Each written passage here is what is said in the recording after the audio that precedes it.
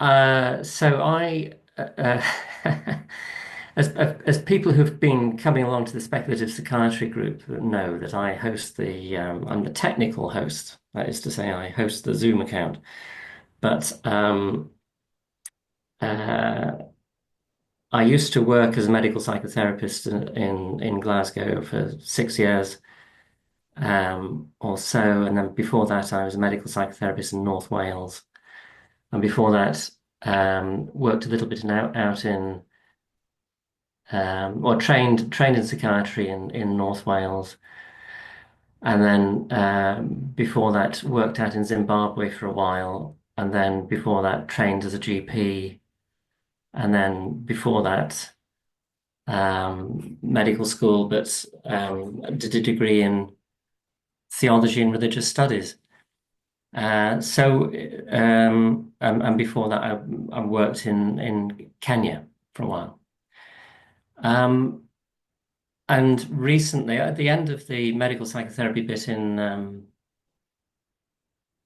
Glasgow, a colleague was doing this master's degree in the philosophy of mental health at UCLan, the University of Central Lancashire. And um, so I thought that was interesting and did that, finished that, and I'm sort of carrying on in that same process. I'm trying to take my dissertation the next step forward and enrolled in Lancaster University very recently and tried to get a PhD out of this in the end, which I've just started. So the people who were here at the last meeting know that there's a bit of an ambush.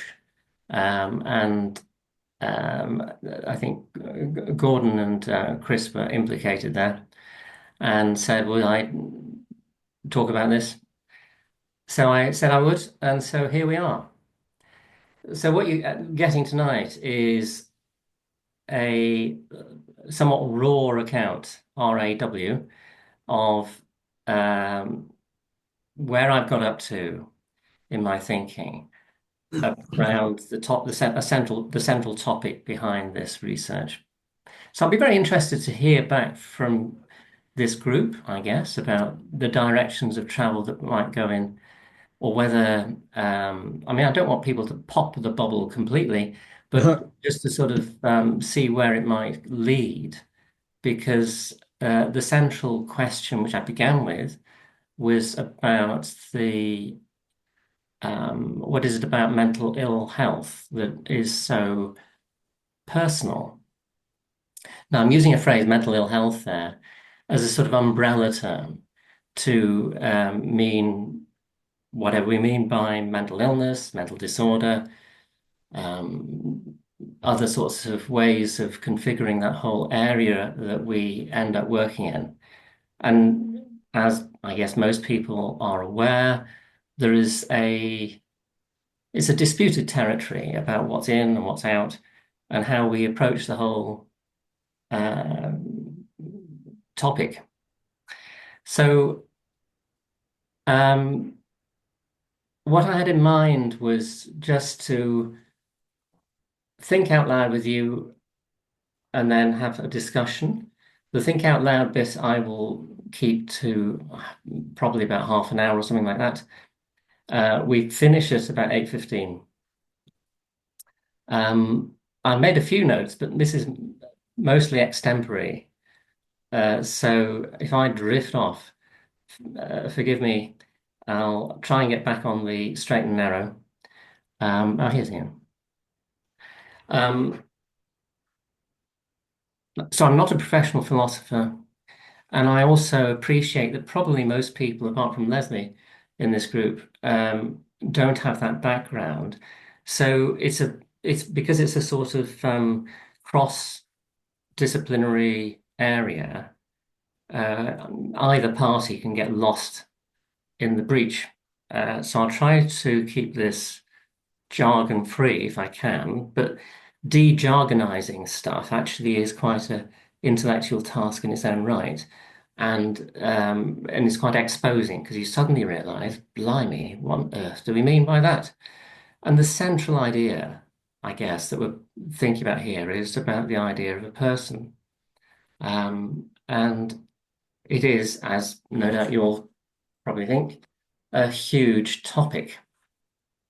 So what I had in mind was to consider it as is this a viable question about what is it that makes mental ill health a personal matter, and is there anything peculiarly personal about it? And then think about, well, if that's the case, how would we start to get into that question? And that will mean me giving you an account of a philosopher called Charles Taylor, who I'm using as the sort of vehicle to try to get into this whole topic. So that will, I'm afraid, to some degree, plunge us into something philosophical. But then I'll try to crawl out of the swamp and come up with some ideas about, well, if we extend Charles Taylor's philosophy into the question about what's personal about mental ill health, there may be some answers which help us to sort of get back onto the shore of psychiatry, because I'm assuming that most people here are psychiatrists. So to start all of that off then, I was thinking, actually, what on earth draws us into the work of doing psychiatry? And my hunch is that it's probably not an intellectual interest in minds or mental processes or mentality. What interests us is people. And if you get into the clinical world, that's what motivates our concerns, and it's just endlessly fascinating. And that being the case, it immediately means, well, why do we then drift off somehow or other? If that's a sort of a central issue for us, into something subpersonal, in the way that a lot of mental disorders and mental illnesses are expressed in subpersonal terms. I'll talk about what I mean by subpersonal in a moment. But the question of what might make mental ill health and mental illness so personal raises the idea in my mind about, or whether our concepts about mental ill health might shape our idea about what it is to be a person, and likewise, what it is we mean by person might be shaping our concept of mental ill health, mental illness. When someone is depressed or anxious or bulimic or have a eating disorder, they might say things about themselves that are inadequate, anxious, weak, or something about their appearance, which identifies them in a hugely personal way. And there is a sort of translational moment that takes place in the transaction that we have with our patients, where we move from the sort of ordinary language talk of people saying, I am inadequate, I am fat, or whatever, into a instrumental language that allows us to get some purchase on what's going on here and give people the idea that they've got some sort of possession, maybe a pseudo possession, if you like, but a disorder or something that they can attribute to themselves, which we can do something about. But there is that translational move, which hints at the idea that actually the personal world is somehow or other caught up in the whole business of mental health care. But some people might say, well, of course it's a personal issue. Mental illness is a personal issue, like physical illness is a personal issue. It has to be because we're all affected by it. It's truist, it's just a trivial thing just to say that we are ill, and that's affecting us as people. It doesn't make any particular claims on what a person is. So there could be some sort of pushback on it. But nevertheless, holistic concepts, and I'm using holistic concepts here to mean things like person, identity, agency, the self, all of which you might sort of disentangle from one another, but they sort of are interrelated, and certainly Charles Taylor thinks so. They creep back in our diagnoses. We have diagnostic categories which appear to recruit the idea of the self, disorders of the self, personality disorders. We have value-based care which strives to give whole person a sort of whole person perspective, or at least keep the whole person in mind. And even our method as psychiatrists, uh, the phenomenology, in other words, we go to the first person account, captures what it means to be an agent. It has to do that in order to capture to describe the disturbance that mental ill health is. And certainly when it gets down to the agency-based accounts of mental illness. So I guess there are two sides to this, and we might say that there are difficulties with using these holistic concepts, partly because they are so troublesome to pin down, and it's such a contentious area. And secondly, maybe because it's not necessary for us to do that, if we can just take a sort of science plus values-based approach. We can have a sort of fact plus value-based approach to the description and evaluation of mental health, and that does the job. And yet. Last time, I think we had Rebecca Lawrence talking to us about her experience, and it was very interesting to hear her comment about, I think she was describing a certain level of ambivalence or something in that neck of the woods about how her difficulties got described and the effect that it had on her about whether her level of personal involvement in it. Not the process of care, but actually making sense of and being made sense of by the diagnostic criteria and the diagnostic labels. And it sort of flagged up to me that the whole issue that actually there is a question here about where the idea of the person fits into mental ill health. So that's just a very brief sketch, I guess, which gives us three, very, very broadly speaking, three options that we could think of to work with, one of which is to work at the subpersonal level.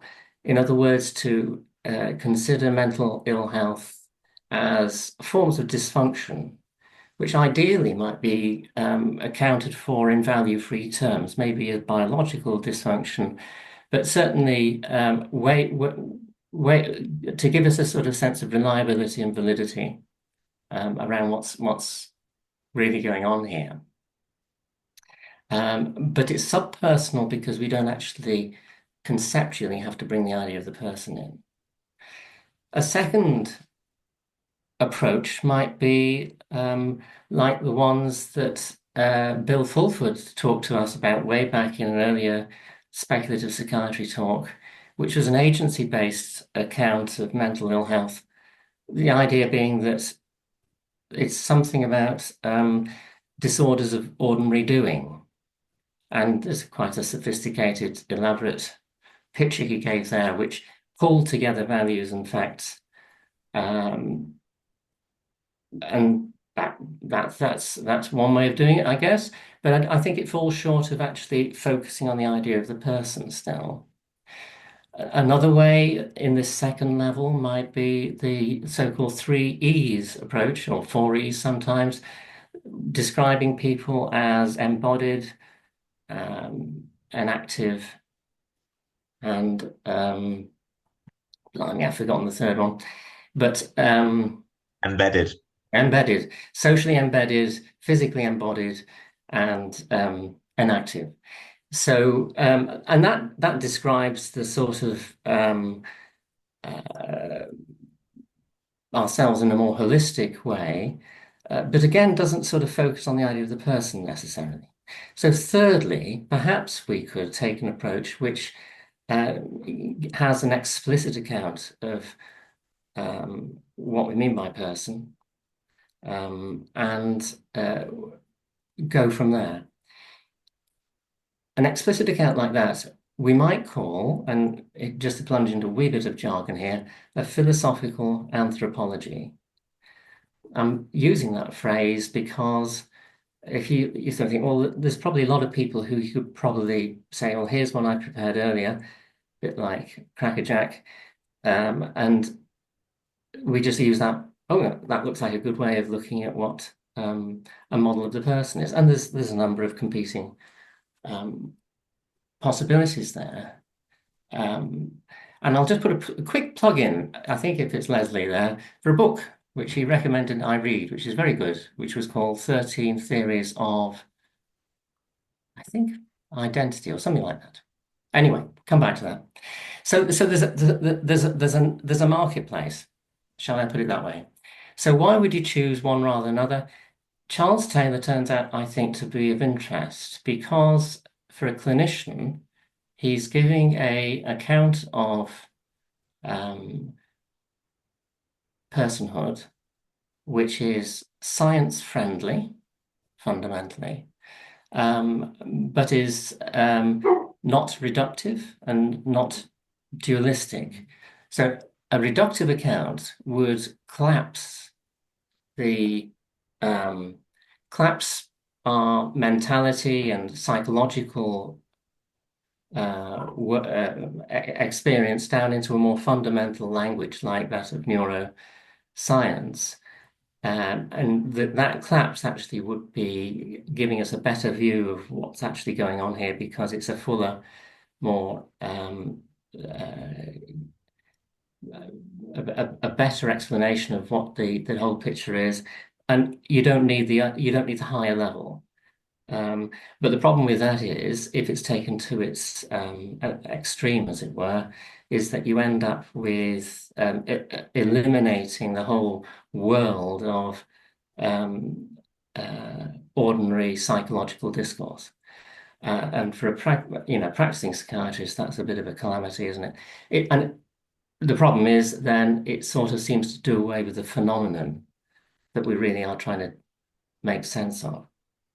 So you intuitively might think we don't really want a reductive model, and we don't really want a dualistic model like Descartes provided us with, because, well, who's a dualist these days? It seems to be a problematic position to take. But I'm going to come back to that a bit when I'm talking a little bit about Charles Taylor, because he's made a living from a critique of this. Charles Taylor also has an interest in history and the cultural context that we develop our sense of identity in. Um, and that also strikes me as being an important thing, an important feature. He is a Canadian, French speaking, well, I just say bilingual philosopher whose last book was published in May 2024, whose first book was published in 1964, whose first publication was the year I was born. So he has an extraordinary level of productivity. 33 books, I think. There's a website. You can have a look at his all the literature that's been primary and secondary that surrounds Charles Taylor. He's known not really in mental health circles because he hasn't focused his attention on it in any direct way. But so that's another reason to look at it.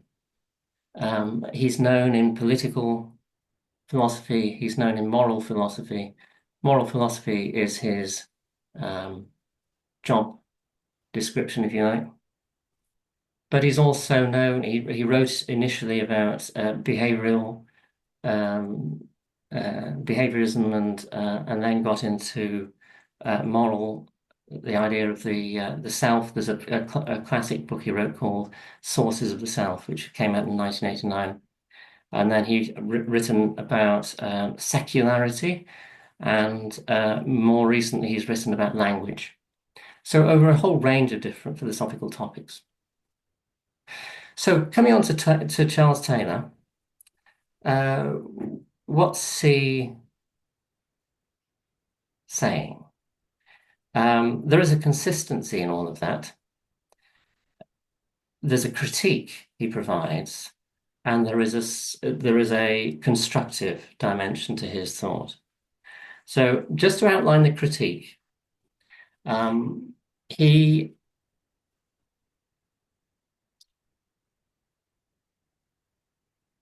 so I'm probably going to say things which are fairly familiar in some respects, certainly to Chris, I think, about what we don't want to be saying, but what we have ended up in. He says that we are caught in a picture, and that phrase he uses following old Ludwig Wittgenstein, who talked about people's worldview, that there are some things that you just take for granted, and you have to take for granted, and they are hugely obvious. Like the world didn't start yesterday.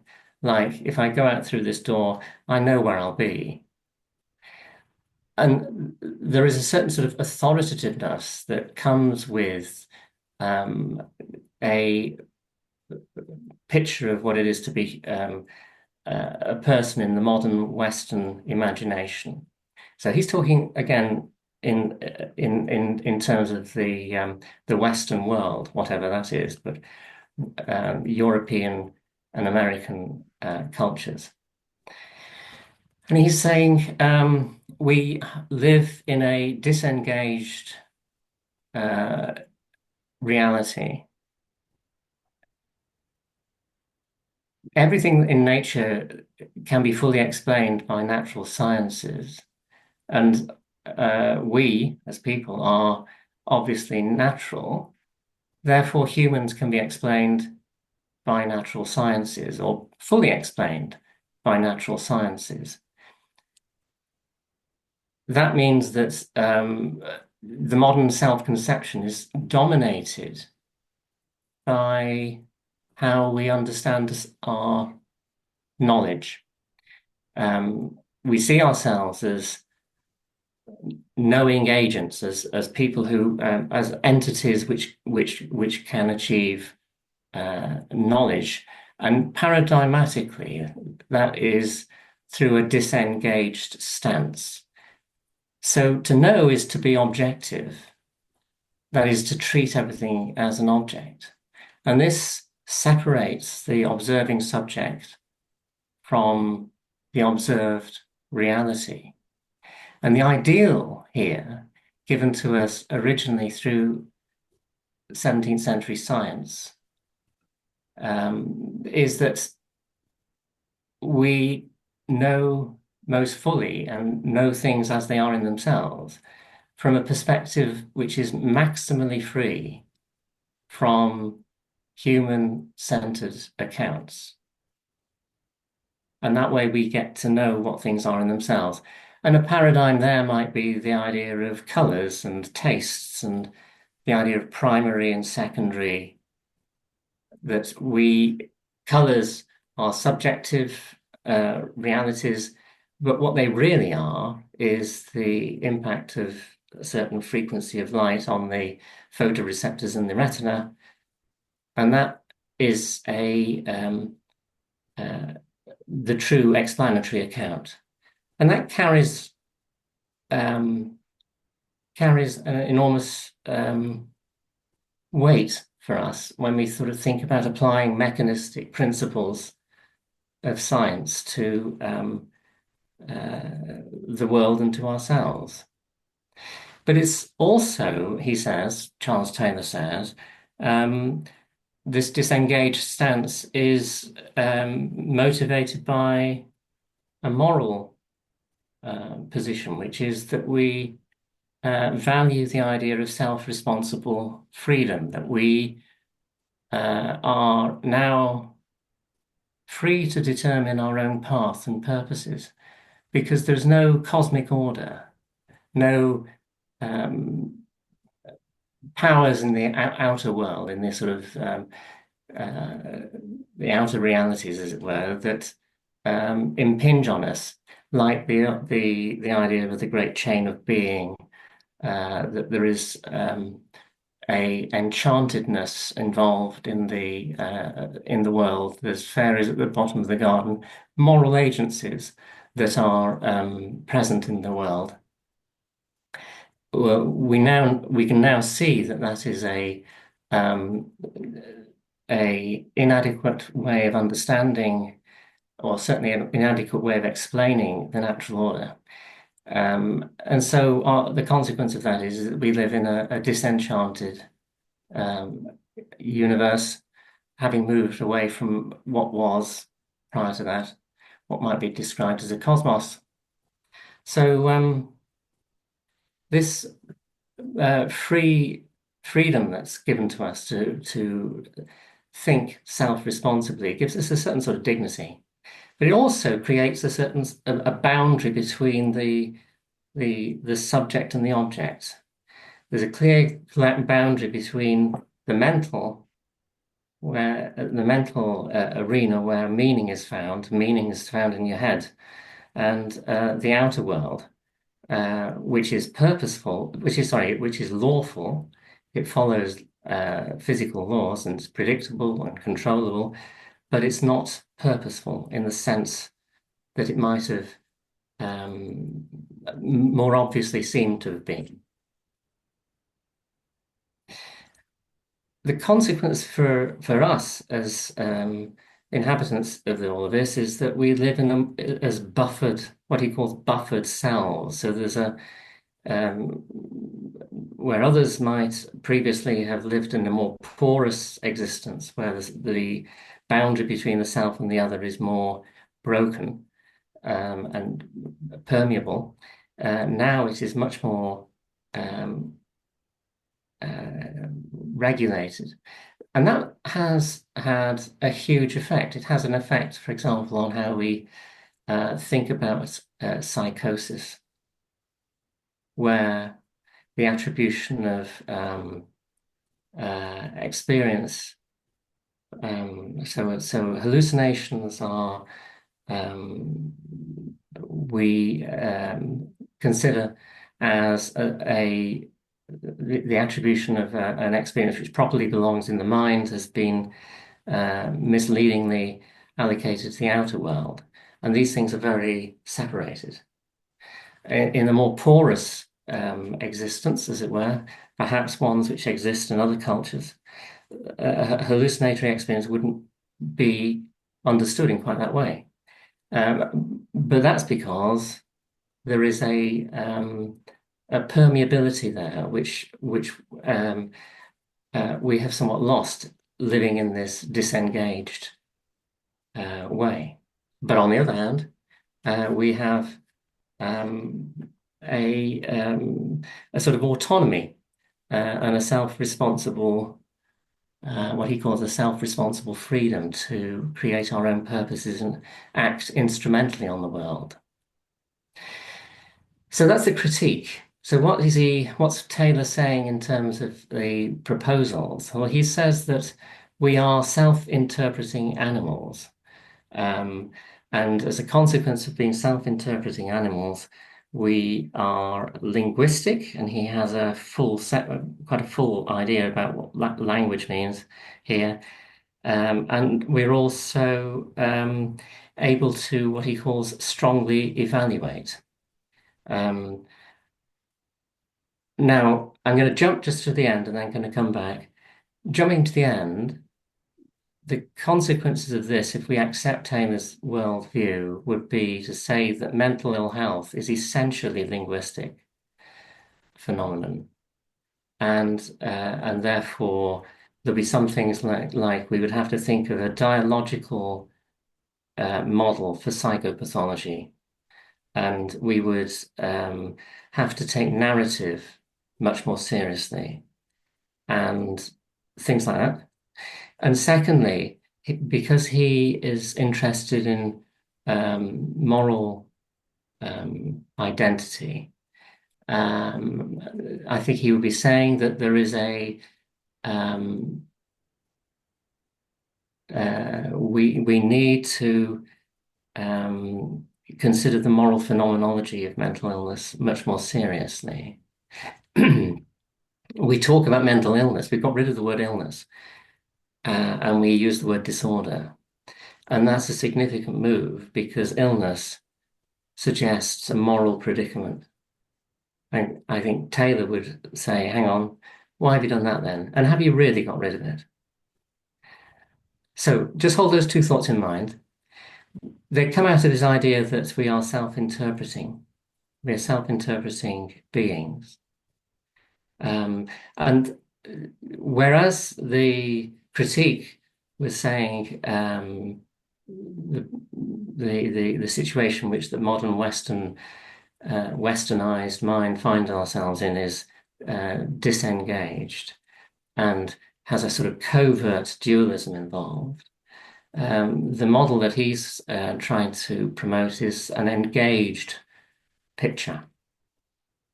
The covert dualism, I mentioned that. There's a book which I recently saw, which is called My Brain Made Me Do It.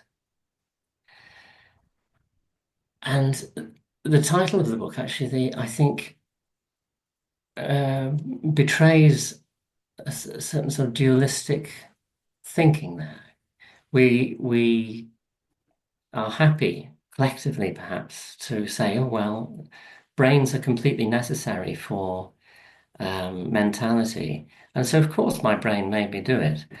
Um, but there's a problem in that it is still saying my brain made me do it. And we're not quite sure what the my and the me might mean now. Those terms are given a promissory note, if you like. One day we will manage to give a completely neurocentric account of it and say this is neurology, basically, perhaps.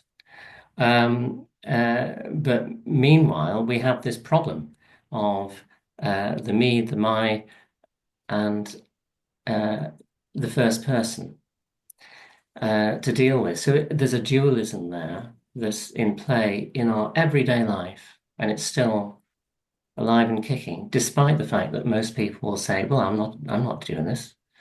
There's only there's only one."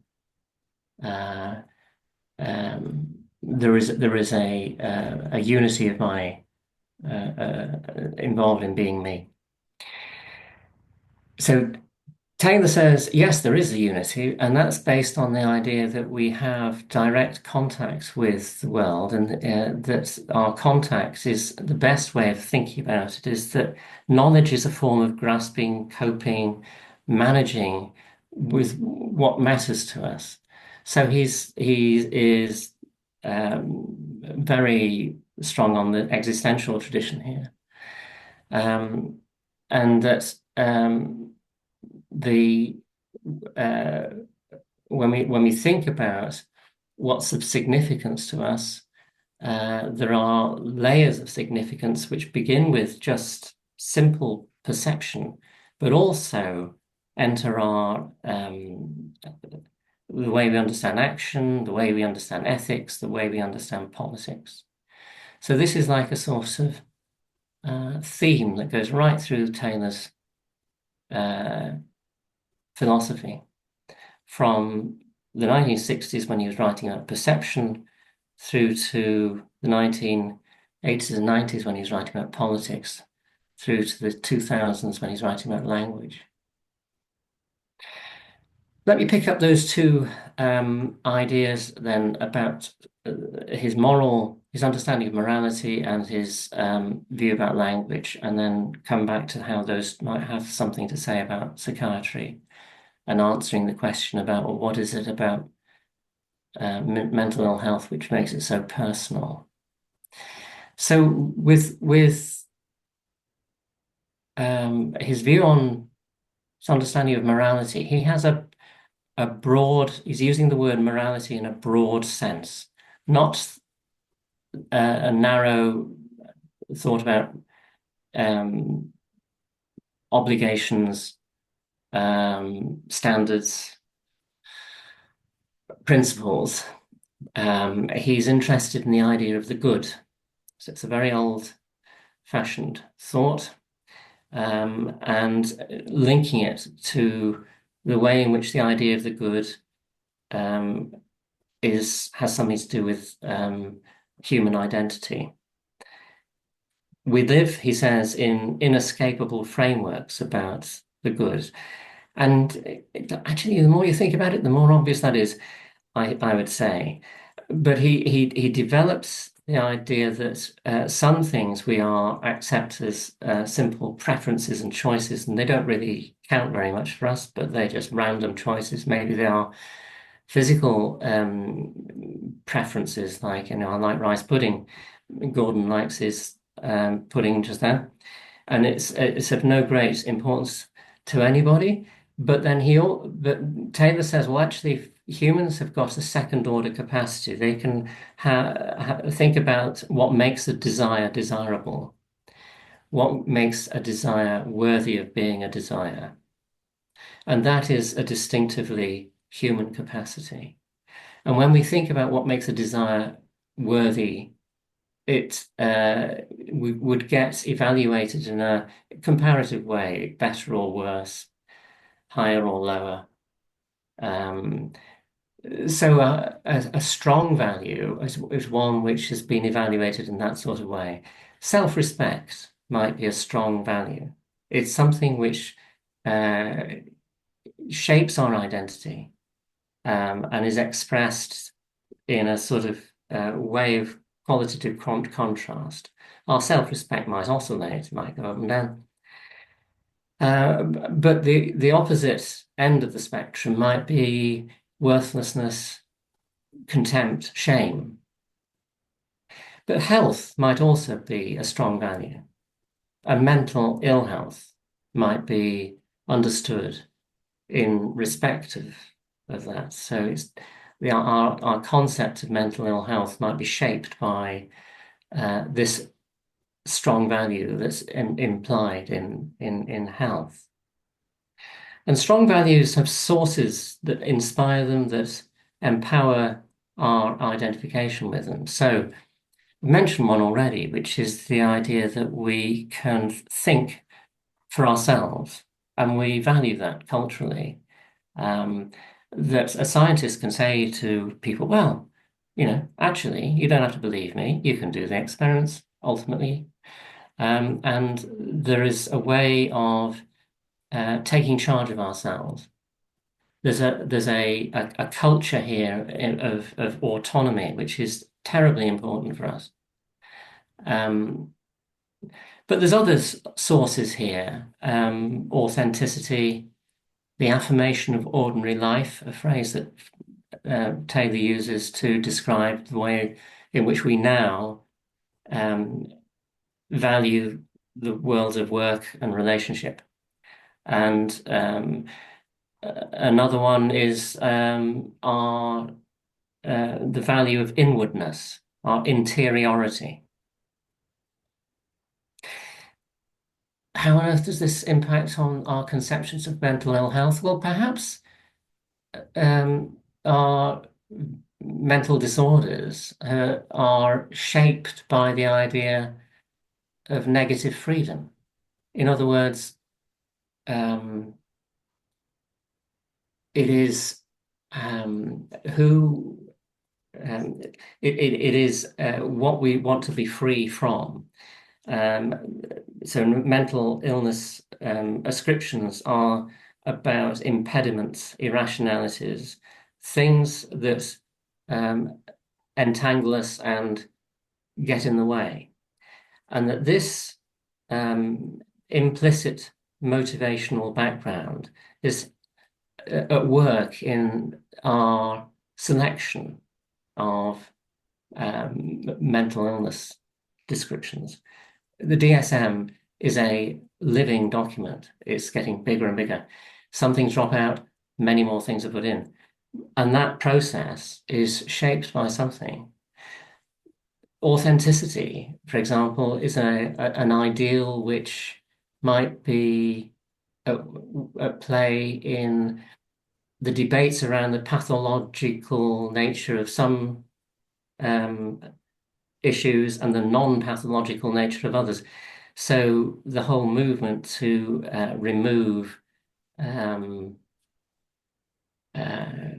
gender issues, which are identity issues, from the DSM, might be centered around our view of authenticity, the idea that we are in contact with a source of originality within ourselves, and we are morally obliged to be in contact with that. We respect people who do that, and so when people can affirm an aspect of themselves, even though it has radically different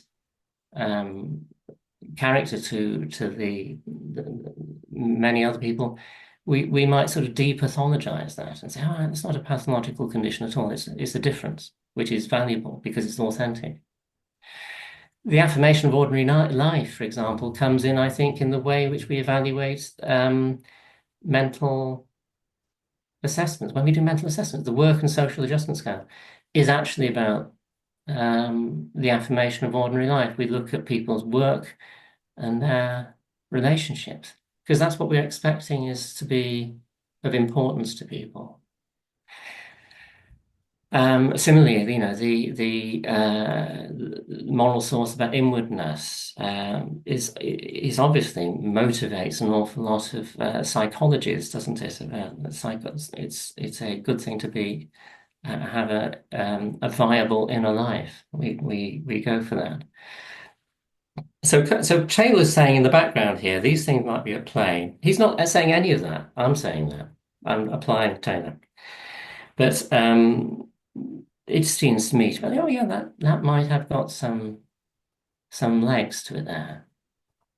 And also, if we choose not to ignore the moral phenomenology, can't say it, moral phenomenology, alongside the other descriptive phenomenology that we use, and we say actually this is a required way of describing humans, then perhaps we might see it even in the structural phenomenology that we use in refined descriptions of mental ill health, so that when people are depressed, their world changes in terms of the space, the time, their sense of self, their sense of others. And some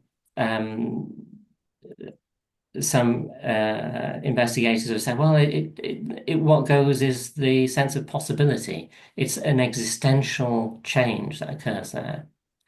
Or in psychosis, perhaps it's the for me-ness, the idea that experience is given for me, and that is somehow or other changed in schizophrenia. So along with those sorts of structures, space, time, self, and other, maybe there's a moral dimension that tells us about mental illness is this is the person I do not wish to be. So of course that embeds the idea of shame. shame permeates so much of mental illness, although, of course, it's not a diagnosis, but it is a central feature. So, just gone a little tour there on his moral philosophy, just another one on his view that we are essentially linguistic, and then I'll shut up. So, by being linguistic, again, you could sort of say this is a trivial thing to say, because of course we're linguistic, and of course that might differentiate us from our animal cousins and so on. But what he wants to do is say that there are two registers here of language. There's a designative instrumental register and there's a constitutive expressive one. If we can separate what something is from the meaning, if you can separate the expression of what something is from what it is, from what it means, then we can sort of easily designate it. So if you think about a physical ill health, the Princess of Wales, wasn't it? She found out she had cancer, and it didn't seem, maybe they got the story wrong, but it seemed as though that was a surprise. You can go along to the doctor and they say, you've got, it turns out we've done an investigation, and we accidentally found that you've got cancer. There is a certain sort of freestandingness to the idea of that sort of pathology. Maybe in mental illness, we can't do that because maybe there isn't a sort of freestanding independence there between the pathology and our designation of it. The expression constitutes the problem. We can't separate the expression from the phenomenon, and to articulate it is therefore to realize it, to bring it into being. So, of course, it's not just that patients have, when they come to us, communicate about their disorder. They come in all of their expressiveness, and I don't just mean verbally, and they come to us with the reality of the problem. And an emotion can be clarified and transformed in the clarification. So the expression can actually change what is there. So the relationship, this is what Taylor would say, the relationship is dependent, not independent. And maybe mental illness is like that. So what were the implications of that? If our linguistic nature isn't just a sort of one of the features that makes us who we are, but actually is something extremely central to defining what a person is. The implications might be in terms of mental ill health that we have to take far more seriously the idea that if mental ill health is linguistic, it's dialogical, it involves dialogue. So we need a dialogical model to understand it. Taylor would say that this engaged view is prior to the disengaged designative way of looking at things. The science comes after the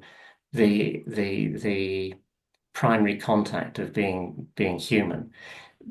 Science happens because we can take a de-centered, disengaged attitude to things, but that is an achievement that is derived from the primary experience. And if the primary experience is that we are dialogical, that's where we have to start our understanding of mental ill health, and then maybe build onto that accounts which are more, what Taylor would call them, monological, third-person accounts of what something might be. So we start with the IU and move to the third person. The third person is an achievement.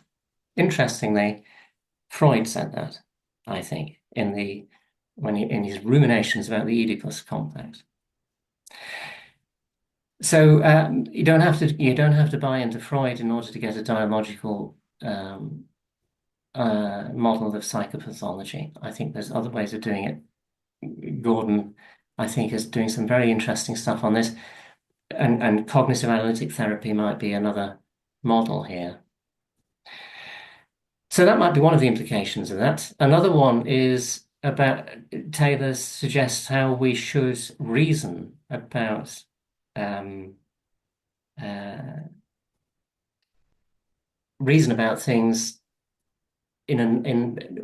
when you can't reason criterially. If there's no outside criteria that you can apply, you have to think through these things in a more interpretative way, because we are interpretive beings, and interpretations must work towards the truth in a best account sort of way, which is arguing in a more comparative way. In fact, if you look at the clinical work, I think that's how it does operate. It's not just us putting forward evidence. We have very sophisticated conversations with our patients, moving towards a best account, moving away from in error-reducing ways to maximize the clarity that can be achieved. And both parties to that conversation, the IU, might be changed as a consequence of that encounter. So there might be different ways of reasoning about mental ill health. And finally, I think it has one of the other things that Taylor goes on about is narrativity, that we are not just naturally narrative, but that we are indispensably narrative. We need narrative to understand ourselves. And so any account of mental illness has to have a narrative dimension to it. Again, I'm not quite sure how, but it's just a sort of thought. So there we go. Just to summarize then, what is it about mental ill health that makes it so personal? Well, the answer might be because there's a moral phenomenology involved in it. And secondly, because it's linguistic. And Taylor shows us how. Okay, look, there you go. So I've started this 2 months ago. So that's the joke about, if I look at this little excursion we've just been on in a few years' time, I'll think, my goodness me, did I say that? But has anyone got any comments or questions? Anyone survived? Thanks, David. That was really, really interesting. A lot to kind of take in. Um, I suppose my one of the things I was wondering is, so on the one sense, I let me start again. So what seemed implicit was that you would seem to be drawing a distinction between mental illness and sort of physical illness. And the idea being mental illness, there's something more personal about it. It's deeply personal in a way that kind of physical disorders don't tend to be. Um, but then I suppose one of my and I can certainly buy into that, like that the idea that um, the fact that we're capable, it's in a lot of mental illness, it's our ability to take a stance, what Dehan in 3E psychiatry would call an existential stance. That ability is often what's impaired. So in that sense, it's one's capacity to take an existential stance that has been changed, that is kind of constitutive of what the pathology is. So there's a sense in which it does feel like there is a distinctive difference. But then I suppose the other thing I found myself wondering at the end was, is part of it, is that the distinction, or is the distinction more in keeping with what Fulford with the distinction Fulford makes between kind of disease and illness more broadly? So is does could you apply Taylor and what you were saying more broadly to just the subjective aspect of illness in general and how that affects the person rather than um rather than it being a kind of physical mental distinction? Is it more of a disease illness distinction, if you like? Right. I don't know. I don't know. Is the answer to that. I don't know how this might pan out. I think he might have some sympathy with Eric Matthews' position, which who talked about um, mental illnesses being personal disorders, or having centering the idea of the personal there. And but although Eric Matthews didn't sort of um, he didn't pick up the explicitly pick up the sort of three. He wrote a book, didn't he, called Whole Person Psychiatry or something like that, which is well worth a read because it's also picks up one of the major influences on Taylor's work, which is the French guy Merleau-Ponty. Um, but yeah, the disease illness thing with Bill Fulford. So Fulford says, isn't he, that there's a priority of illness to disease in conceptually, doesn't he? If I remember right. And I suppose that sort of makes sense, doesn't it? But I don't know if the trouble with Bill Fulford's stuff is I think he doesn't sort of pick up head on the question about these holistic concepts of the self, agency, person. Well, he focuses a bit on agency, I suppose, because he uses a philosophy of action, but he doesn't sort of explicitly state his position on that, I don't think, because he's taking the ordinary language sort of being guided by ordinary language stuff, isn't he? Rather than doing something a more major piece of constructive work, saying, "Well, this is what I think a person is," and therefore and applying that. Um, so I don't know. I don't know, Chris. I'll have to have a think about that. I'll revisit Bill Fulford inevitably. Thank you.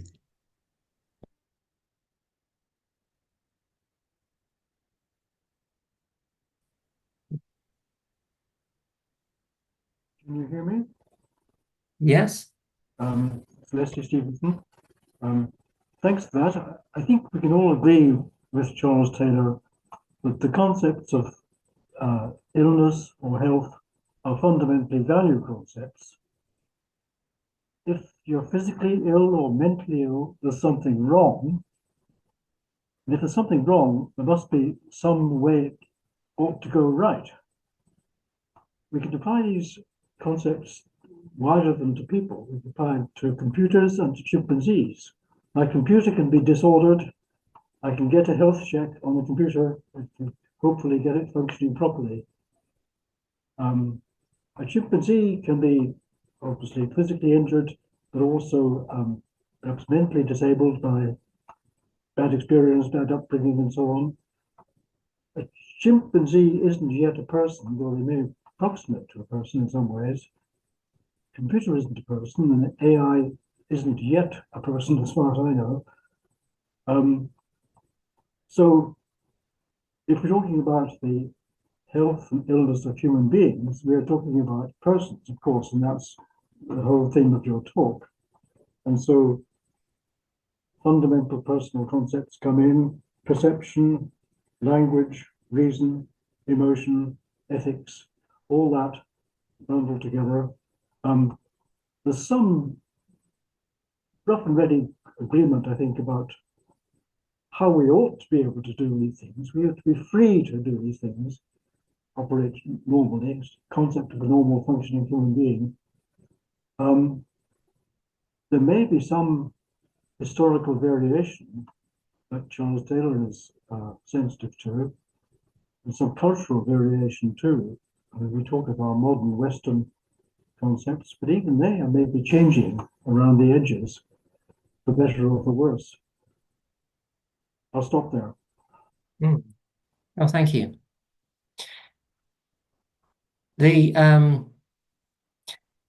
Incidentally, Leslie, the book you recommend, it's called 13 Theories of Human nature. Of human nature. There you go. That's right. And it started with 7, I think, didn't it? Yes, and I recruited other people to write about various things. Yes, yes.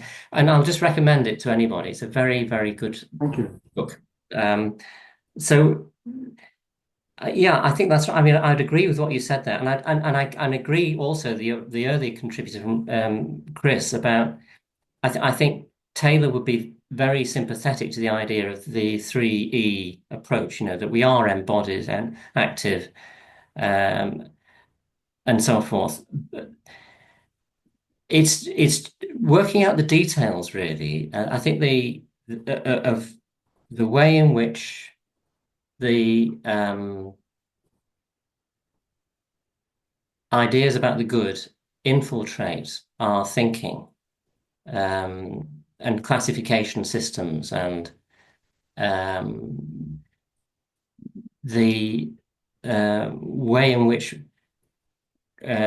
are striving to get a highly reliable descriptive system has eroded the capacity to make valid the validity problem. Actually, what is it we're trying to? What is the nature of the problem here? Obviously, there's some squeamishness about saying, well, actually, the some mental problems appear to be moral in their, they're just bad things to be, and we wouldn't want to bring them into the medical world. But then that raises the question: well, what is that move there? Bulford says, well, there's some sort of how does he put it? He talks about not medical morality, but there's a certain sort of he doesn't actually define it. He just sort of says it's obviously different to saying that somebody's a bad person, or making an aesthetic judgment. There's a medical judgment, an aesthetic judgment, and a moral judgment, and these operate in different spheres in some ways.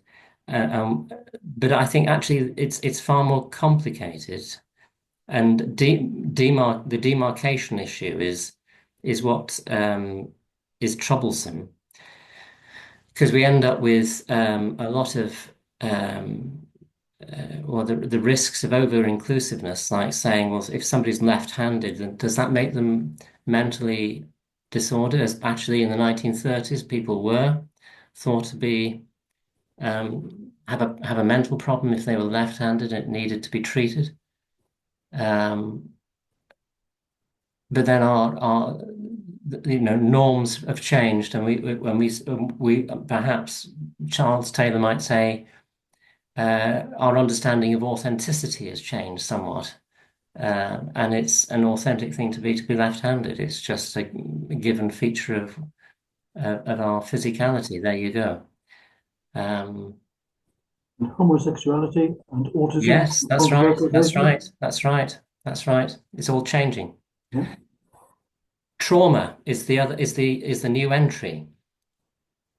So there's a history of trauma to be written in terms of the codes that we use for mental diagnoses, because as homosexuality went out in 1980, I think trauma came in, roughly speaking, and PTSD, and that's been on a journey too. So that's really quite embedded in the code now. But actually, I think trauma is a very complex idea, and it has cultural dimensions to it, which make it quite problematic to tie down. Have you read Iris Murdoch on the good? Yes. Well, again, Iris Murdoch is Taylor was in Oxford in the 1950s, and Murdoch was um, one of his. I don't know if they were studying together. He did his PhD in the 50s in Oxford alongside her. Hmm. Taylor is a theist, unlike Murdoch, and some people have accused Taylor of trying to introduce metaphysical, being metaphysically overambitious, if you like, and when he talks about the sources of the self and trying to get something back in. I don't think he. I don't. I think he has a real generosity actually when you read his stuff. That he's not, I think, trying to push something here, apart from a um, a Catholic view with a very small c, and it's about having quite a universal vision. I mean, that's really interesting, the idea of trying to get something back in and thinking about how that lines up in a very general way with the idea of an enchanted universe or a non-enchanted universe, a kind of narrow scientific reductionistic universe. And, it's perhaps the same question. And I just wanted to tie that into a question I would have about the way the word dialogical is used, and relating that to the idea of freedom as well, because it it's often used to talk about relationship with other people. But is that does that extend, or could that extend within his system to thinking of relationship within ourselves? And in a way, pointing in both directions, in a classic, living an examined life, being able to relate to by acknowledging and looking truthfully and maybe with understanding about our stuff, our patterns, our reactivity, and so on the one hand, but looking inwards and relating to whatever we might acknowledge is more than we are in a narrow personal sense, whether Jungian self or God or Buddha mind, or however we like to think about that. Because I suppose that's a way of thinking about freedom, isn't it? It's assenting or maybe even surrendering to what we can recognize within ourselves as part of ourselves, but not in a narrow sense is clearer or higher than we are.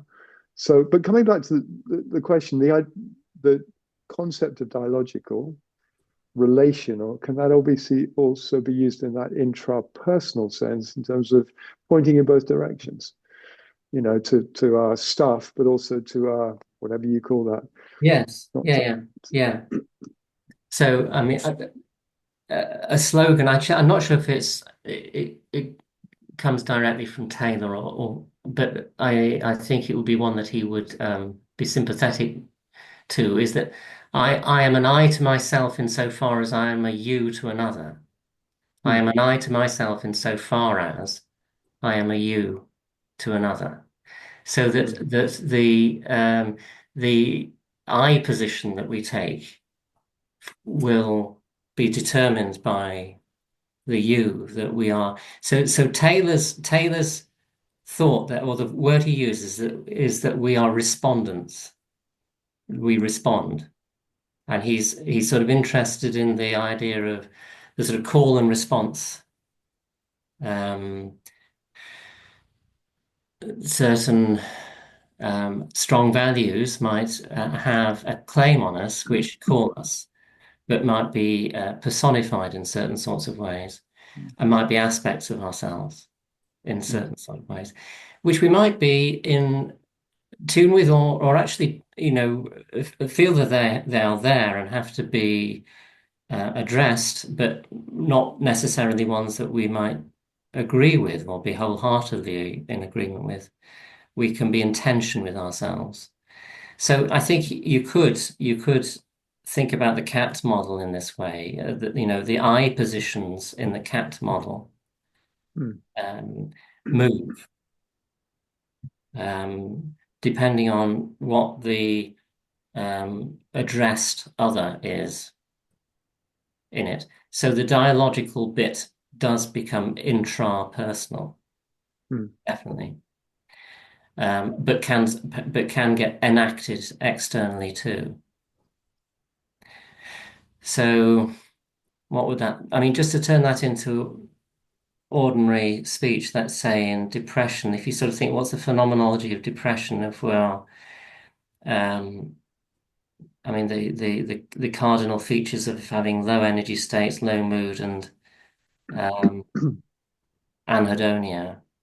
Each of those might be dialogically represented in some way. There's an I in responding to, I feel inadequate, exhausted, unable to, no energy in relation to something which is demanding, shaming me. And that at any given moment might sort of change, the mental state might change, and you get a different configuration with a different part of the phenomenology, let's say. So and then it might be externally acted with actually another person taking one of the other poles, accusing you of being a lazy git and needing to see what I mean? So I think Taylor would be he'd be sort of saying, well, there you are, that will make sense, as that's a intrapersonal but dialogical model, which involves strong evaluations, and it involves the experience of shame, in fact. Who you do not wish, who it is not good to be.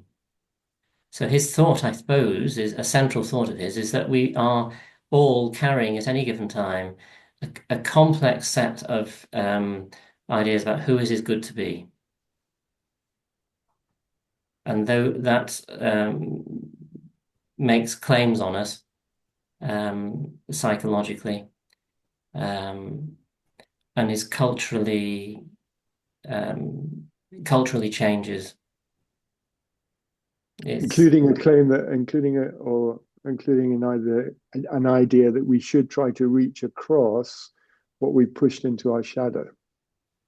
Should we be in dialogue or acknowledging or relating? Because the shadow is always, because he talks about this in terms of, you can only reason about these things in terms of contrasts. There's always an implied shadow. There's always going to be that. So it strikes me as that he's got it could be a sort of fertile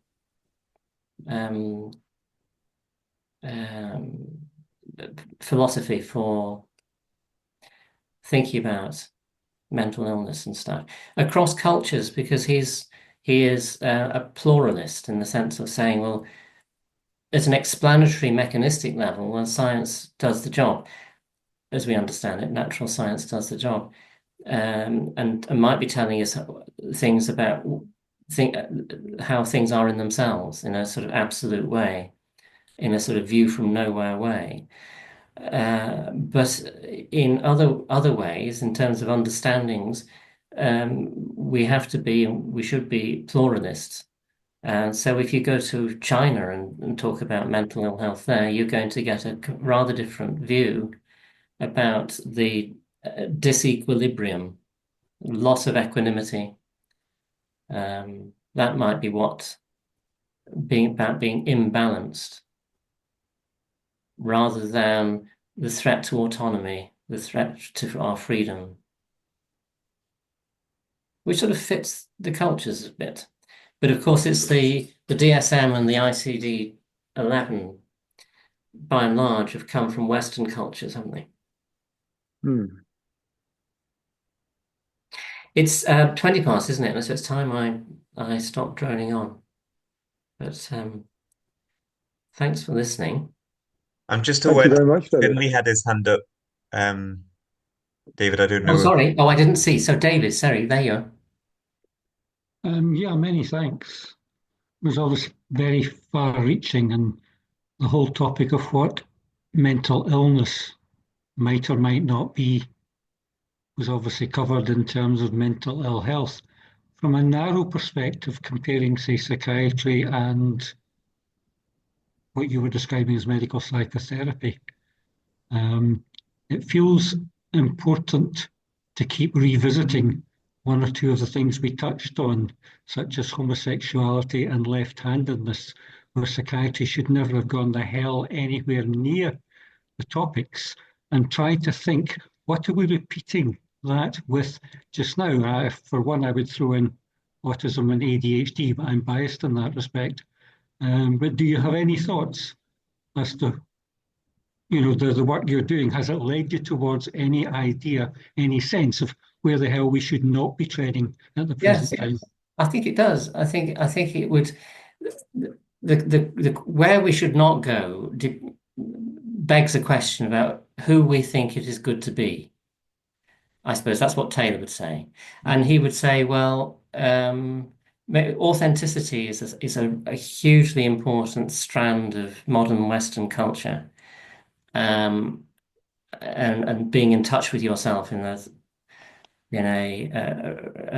our originality. And homosexuality or sexual orientation and left-handedness are exemplars of that. We should never have pathologized these things, because they are authentic ways of being human. So that helps to navigate to some degree.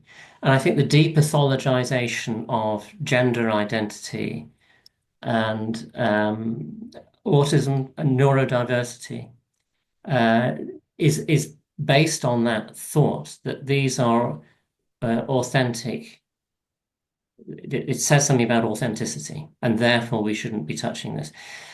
And so I think Taylor helps to explain why we think the way we do and how these things shuffle their way out.